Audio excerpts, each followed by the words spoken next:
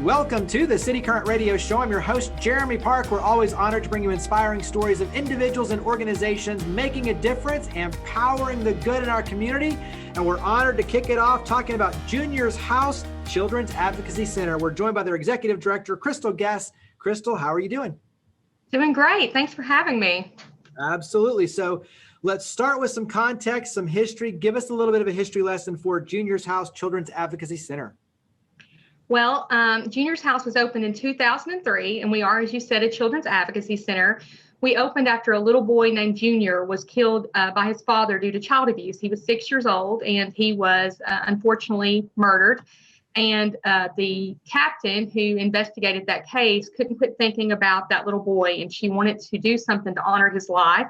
And she had heard about a children's advocacy center model where everyone could work together to work these cases.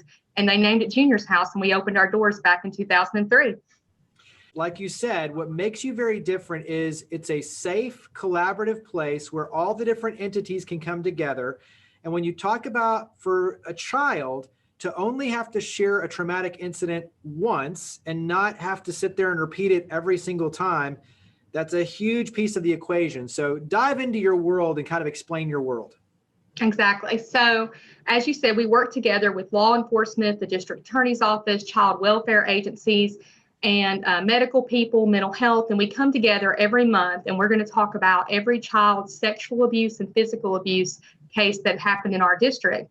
And the reason that's important is, like you said, we try really hard to make sure that that child is not going to have to keep telling their story over and over and over, and that we're going to have that same information.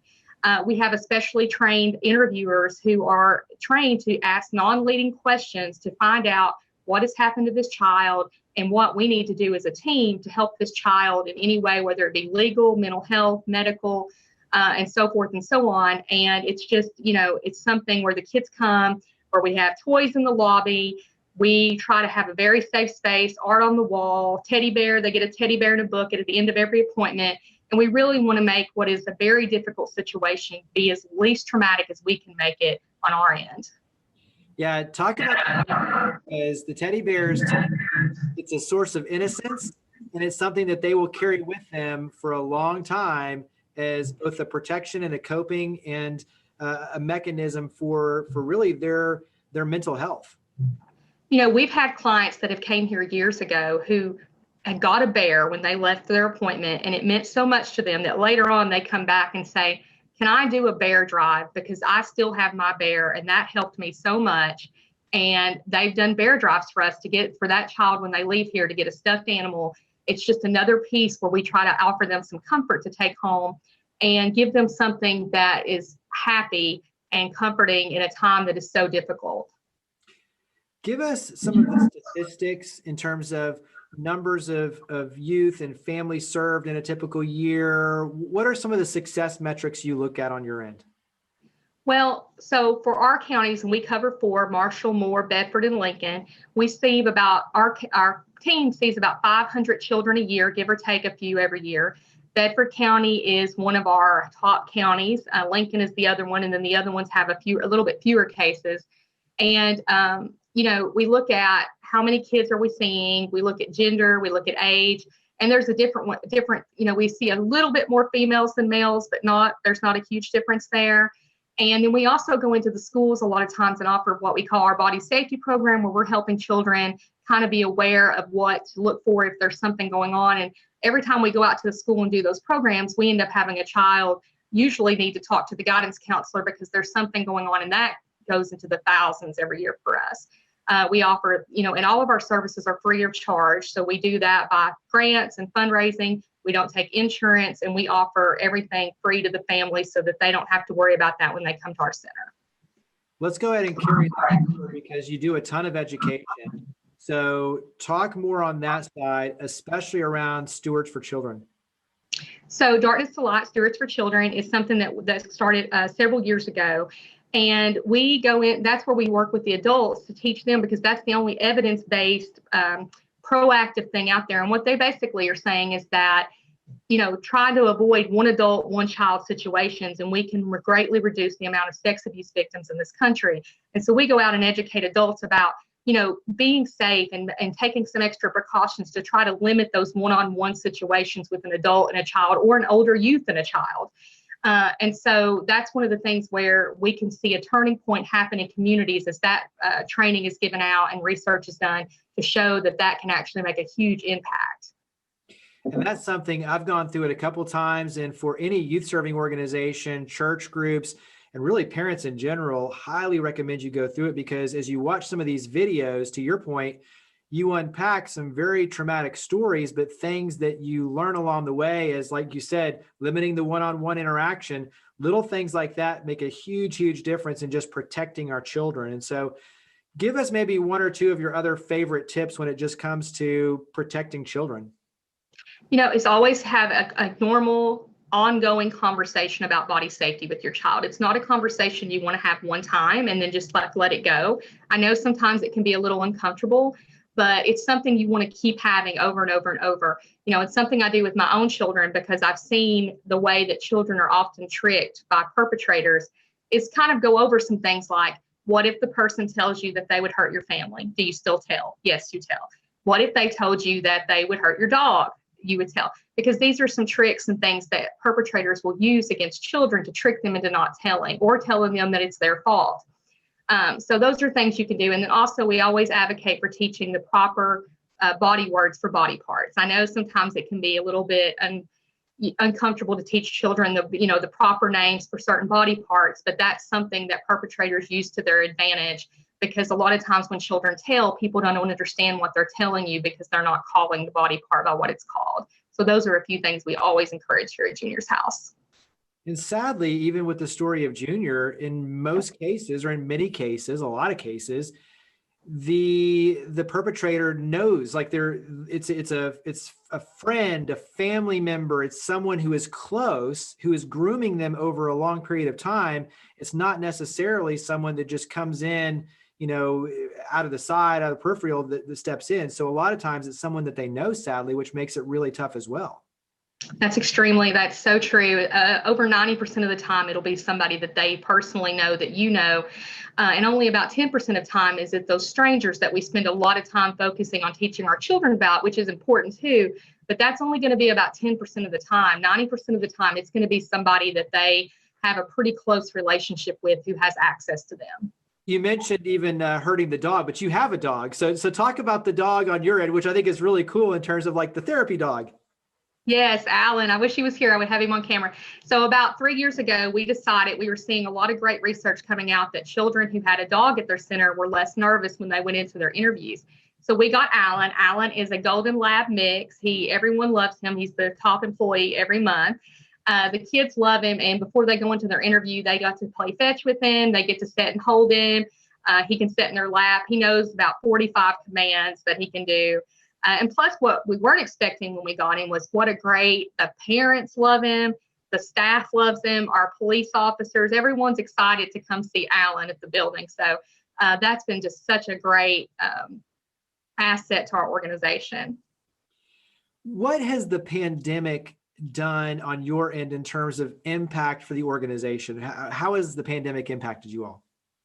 Well, funding is, I think, been a hard thing for a lot of nonprofits, because a lot of our fundraisers had to be canceled. In fact, all of them were canceled, and we had to revamp how we did them, or not have them at all. Luckily, a lot of our supporters still stepped up and, donated, which was great. Also, we had to make quite a few quick safety arrangements, and I think child advocacy centers across the country, because we had to get these kids in. Like, this wasn't a thing where we can just go, well, we'll get back to it when we can, because sometimes these things are life and death, and we need to get these kids in. So we sanitizing and masks and everything that we need to do, temperature checks to try to increase the safety at the building. And what happened across the country is, by the second part of 2020, Children Advocacy Centers served almost as many kids as they'd served in 2019.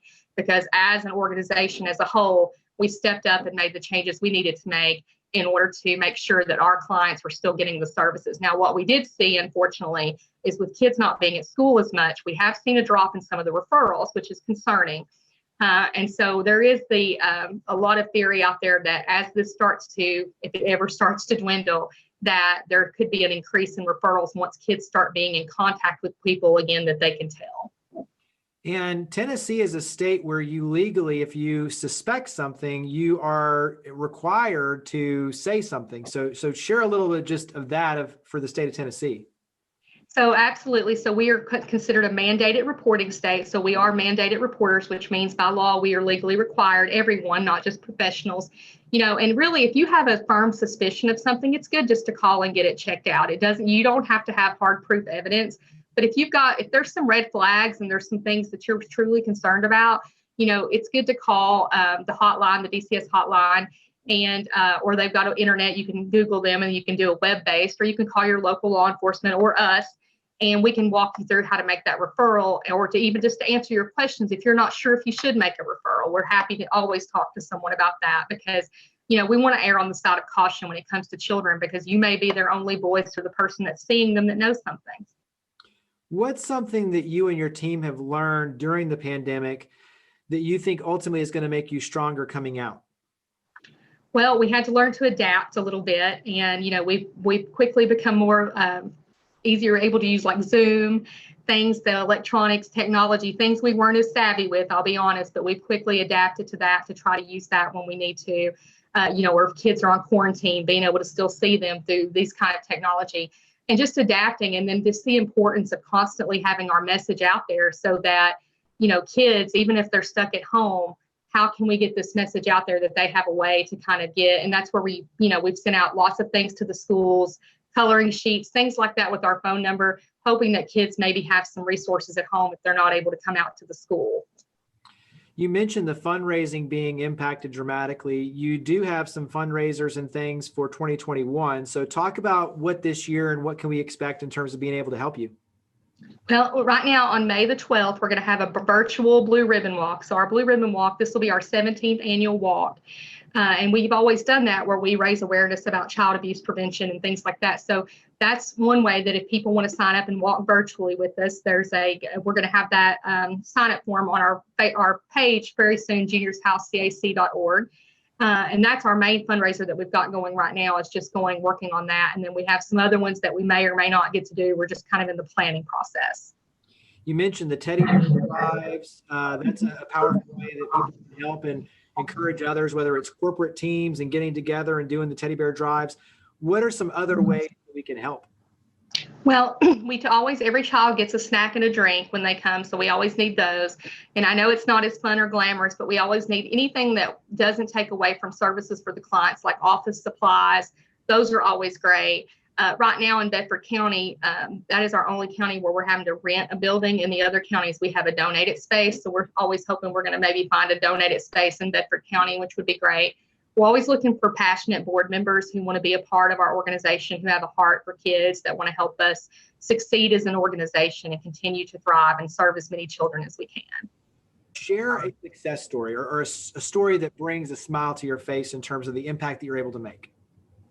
Well, I personally started working here in 2009, and one of the first girls that I saw still calls me to this day. We talk at least once a month. She calls to check in with me. She's a grown woman in her 20s now. She's came out and did some presentations for me for Junior's House, and just really, she had been through some pretty severe physical abuse, and came about and just, left here loving Junior's House. And we've seen that happen time and time again, where people feel really supported.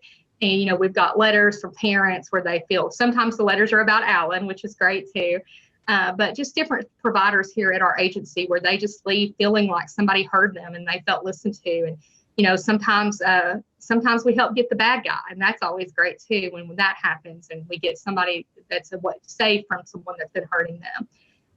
And so there's been so many success stories, but that probably is one of my favorites, just because I still talk to her so frequently. And there's been several like that. And it's always great to see people that we've helped and hopefully have good things to say about us. And we find that they do typically. How has this work impacted you personally? Well, I've been doing this since I got out of school back in 1999. And so a long time. I always say, once you do this for a career, it's hard to do anything else, because you just know that there's this need out there, and these kids are so strong and resilient that really, I always say it's an honor, and it really is an honor. I don't just say that kind of flippantly, because they come in, they've been through these horrible things, and they're still children, and they're sweet, and they're happy, and they're they're funny. And, I have a little girl that always wants to come in and see her face in my magnifying mirror. And she's like, I'm so pretty. And I'm like, you are so pretty. And so, it's just such an honor to get to do this in your life, that you get to help kids and hopefully, help them hopefully find safety. So go ahead and wrap up and mention website, social media, phone number. Where do we go to learn more? Find us at Juniors House Inc. on Facebook. We have a webpage, juniorsHouseCAC.org. We're also on Instagram at Juniors House. Facebook's probably our most prominent one that we keep up with because I'm over 40. And we share everything on there, and we look forward to, we hope that people will join our virtual walk. That's a big support to us. And we just thank you for letting us be on here today. This was exciting. Thank you so much. Well, Crystal, thank you for all you and your team do. Greatly appreciate it. Thank you for coming on the show. Thanks so much. Have a good one.